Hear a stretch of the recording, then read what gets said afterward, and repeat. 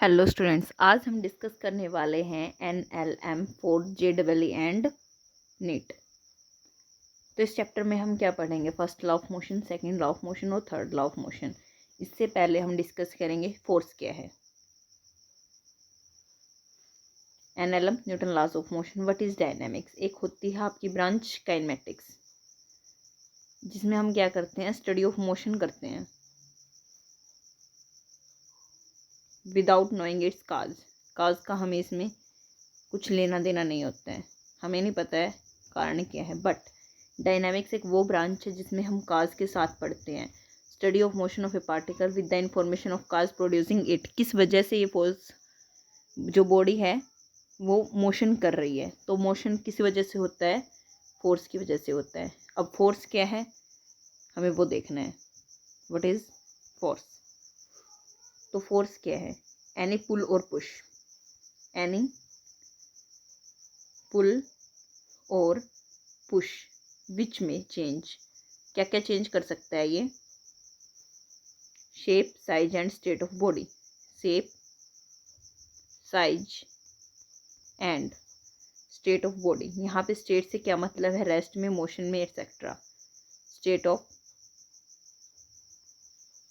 Body. उसके बाद हम देखते हैं टाइप्स ऑफ फोर्स। फोर्सेस के कौन से टाइप है, हम उनको डिस्कस करेंगे। तो सबसे नंबर 1 आता है ग्रेविटेशनल फोर्स।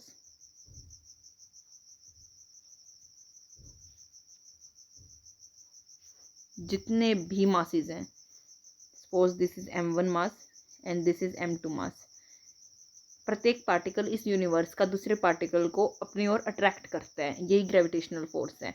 फॉर्मूला क्या होता है? Force equals to G m1 m2 by r square.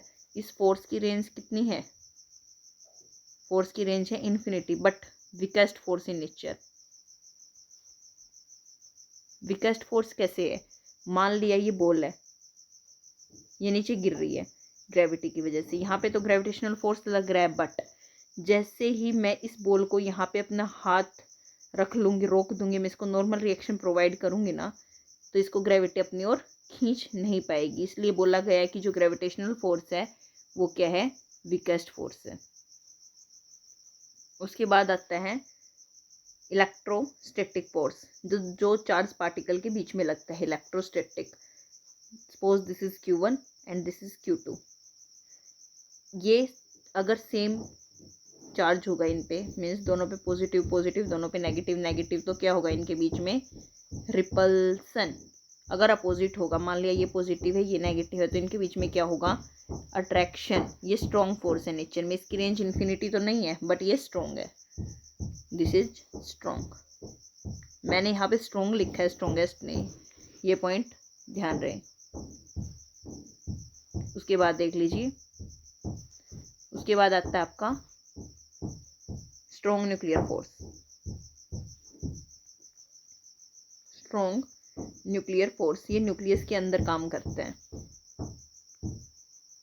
Nucleus के इनसाइड काम करता है। किस किस के बीच में करता है? प्रोटॉन प्रोटॉन, प्रोटॉन न्यूट्रॉन और न्यूट्रॉन न्यूट्रॉन के बीच में। और ये फोर्स क्या है आपका?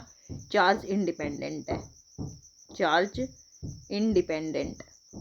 रेंज कितनी है? 10⁻⁻15 मीटर तक काम करता है। और ये वाला strongest force in nature, strongest force in nature.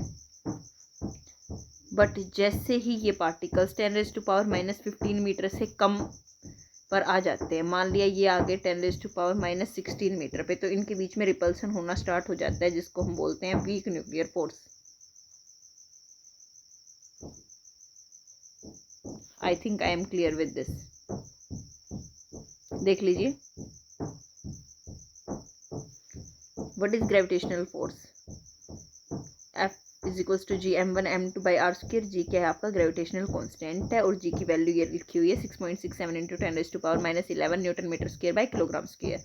ये वीकेस्ट फोर्स है नेचर में, ऑलवेज अट्रैक्टिव होता है, और इसकी रेंज इन्फिनिटी तक है।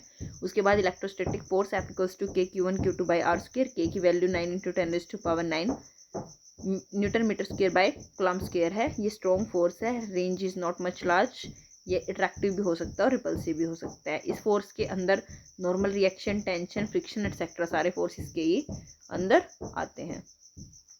उसके बाद देख लीजिए, हम डिस्कस करने वाले हैं अभी न्यूटन्स के लॉज को। Let's begin. न्यूटन का फर्स्ट लॉ, इस लॉ को बोलते हैं हम लॉ ऑफ इनर्शिया।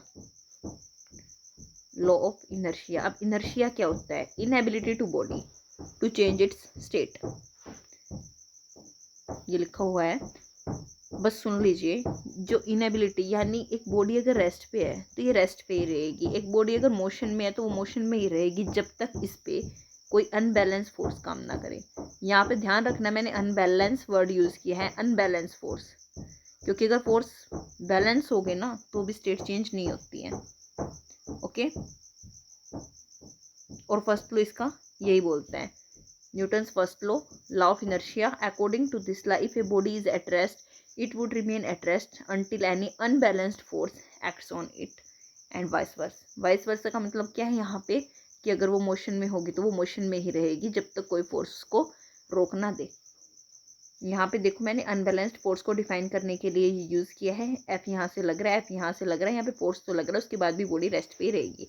अब इक्विलिब्रियम क्या होता है? एक ऐसी स्टेट होती है जहाँ पे नेट फोर्स जीरो होता है। बेसिकली हम इक्विलिब्रियम पे क्या लिखते हैं? Acceleration should equals to zero, भले ही फोर्स लग रहा हो, इट्स ओके। अब हम पढ़ेंगे what is inertia. The property of body due to which it do not change its state. The property of body due to which it do not change its state of rest और uniform motion by itself और without external force. अब types of inertia हैं। एक होता है आपका inertia of rest, inertia of rest. अब होता क्या है, जैसे ये हमारी बस है, इसमें हम लोग बैठे हुए हैं, कोई भी मान लो यहाँ पे बैठा हुआ है, ठीक है, बस रेस्ट में है।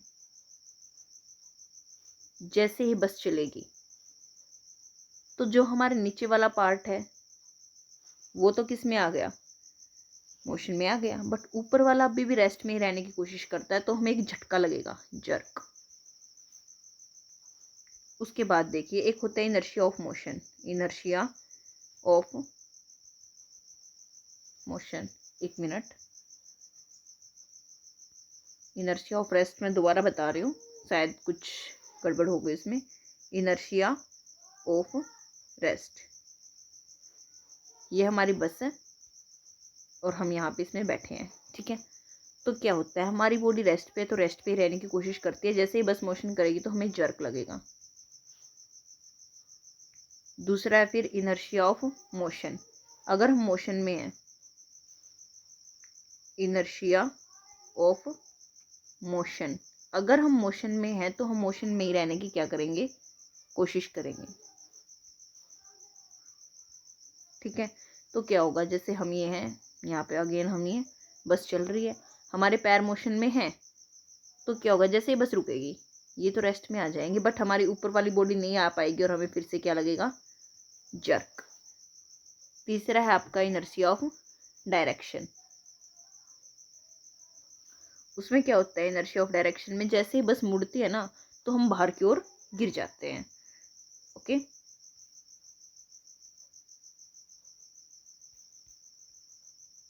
अब हम पढ़ेंगे न्यूटन के सेकंड लॉ को।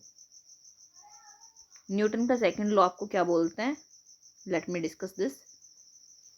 न्यूटन सेकंड लॉ ये बोलता है जो फोर्स है वो चेंज किसके प्रोपोर्शनल होता है?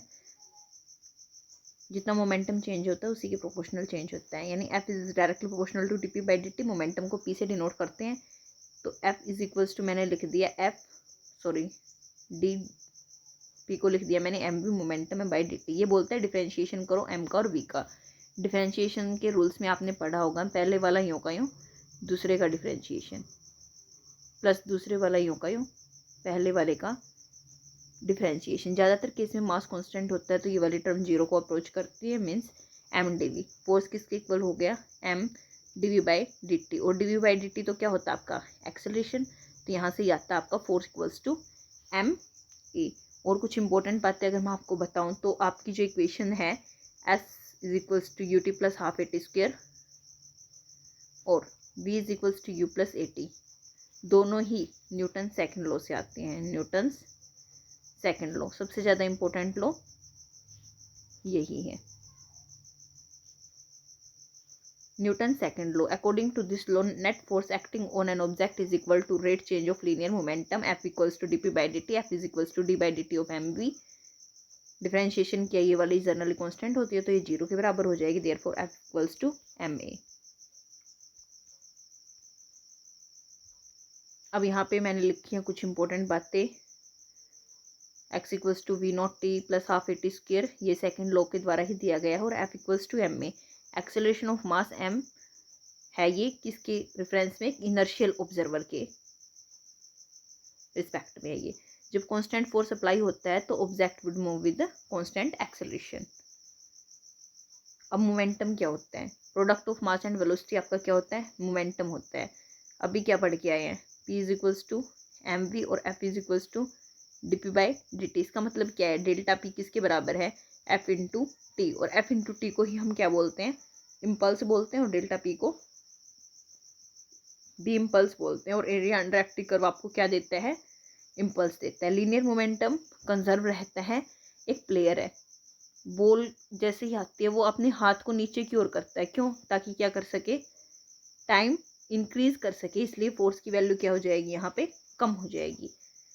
टू इंक्रीज टाइम और decrease impulse. A person falling on a cemented floor would acquire more injury than falling on sand. इसका क्या मतलब है कि भाई कोई चीज़ है जैसे फर्श पे गिरी है, ये सैंड पे गिरा है, ठीक है, सैंड क्या हो जाएगी, दब जाएगी नीचे उसके वजन की वजह से। तो यहाँ पे क्या था, टाइम इंक्रीज हो गया ना, देयरफॉर फोर्स को क्या कम होना पड़ेगा, कम होना पड़ेगा, ताकि इम्पल्स को कांस्टेंट कर सके। बट यहाँ पे ऐसा कुछ नहीं होता, देयरफॉर चोट ज़्यादा लग जाती है।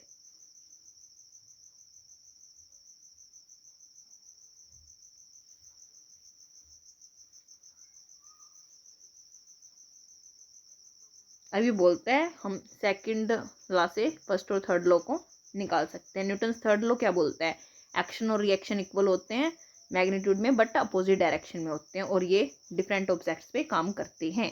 जैसे कि ये कुछ भी रखा है, किसी ने इसको क्या किया, मुक्का मारा, तो इस पे एक्शन हुआ है, तो रिएक्शन तो ये भी देगी, भले ही ना दिख रहा हो, दर्द होगा उसको, ठीक है। तो एक्शन इस पे हुआ है, रिएक्शन उस बंदे के हाथ पे हुआ है।